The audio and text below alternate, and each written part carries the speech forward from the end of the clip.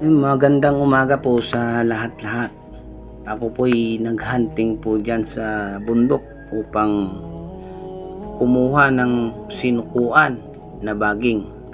Yan po ay, yung dahon na yan yung po yung sinukuan. Dahon ng sinukuan po yan. Yan yung pinapakita ko. At yan yung tinuturo ko ay maliliit na mga baging ng sinukuan.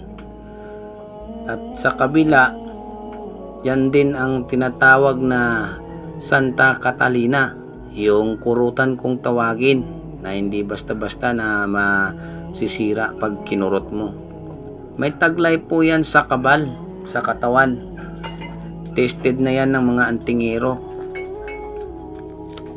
At yan yung dahon na yan, naalala ko, mayroon yan yung bayaw ko na dati-rati nagninegosyo ng isda, nagpapautang sa mga kakilala niya at every week naniningil po yan sa mga pinapautangan niya.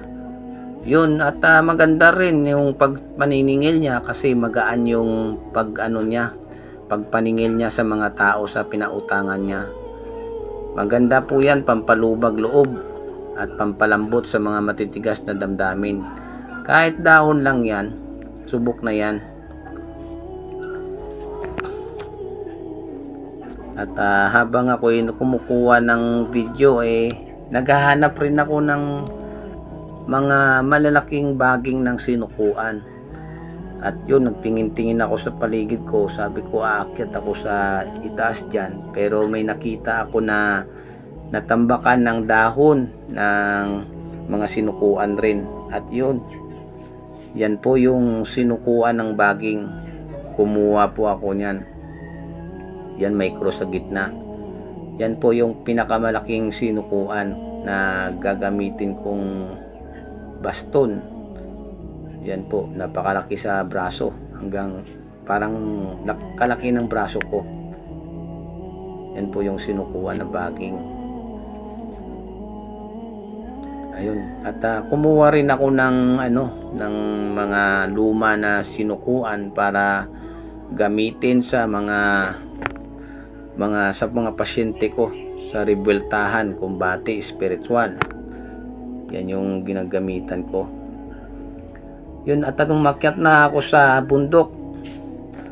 Yun, habang ako'y nagpapahinga kasi nga napagod na rin sa pag-akyat sa bundok.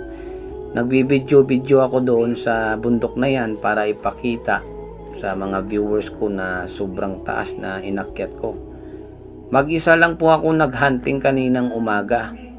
Ayan po, tinuturo ko dyan yung tubig dagat na dyan ako nag-akyat rin.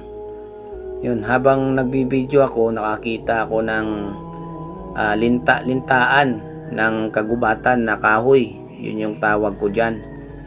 May taglay po yan ng kabal sa katawan sa taong magdadala niyan. At tested ko na rin yan. At tested na rin yan ng mga ibang antingero.